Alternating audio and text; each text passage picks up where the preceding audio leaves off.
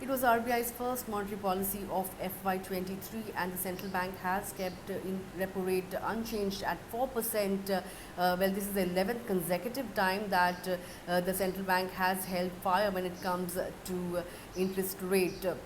And the accommodative stance has also been retained. When it comes to RBI governor's tone, it can best be described as cautiously optimistic. He has said that there are serious risks and challenges that are being posed by the geopolitical tensions in Europe, and the war between Ukraine and Russia has been raging on for over a month now, and that has led to a sharp surge in crude oil prices, and the fresh lockdowns that we have seen in China could also give rise to supply chain issues with respect to semiconductors and chips as well, and these are some factors that pose a serious risk to the global economy as well.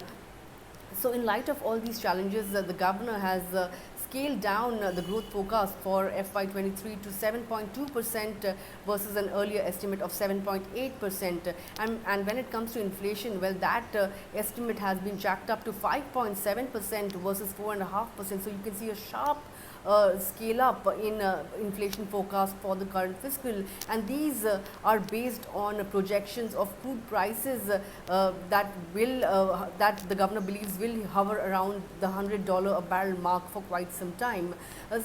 Aside of that, even though it looks like, on the face of it, it looks like RBI has not done much to normalize policy in line with global peers, but in fact it has taken baby steps towards policy normalization.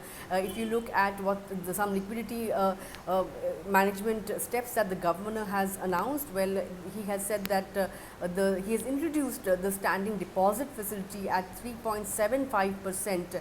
Now this is 25 basis points higher than the repo rate of 4%, and this means that banks can now park their excess funds with the RBI and earn 3.75% on that.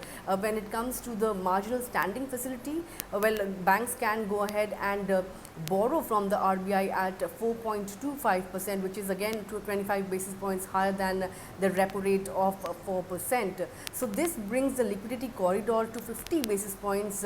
That was the case in the pre-pandemic era, because during the pandemic era, because of all the measures that the RBI had taken to pump in liquidity into the system, that corridor had widened to 90 basis points, and now that has been restored to 50 basis points. So the RBI may not have hiked the repo rate just yet, or it may not have even changed its accommodative stance just yet, but the governor's statement that the central bank is not hostage to any rule book and that it won't shy away from taking measures to restore stability to the Indian economy, this statement is indicative of more policy tightening measures going forward.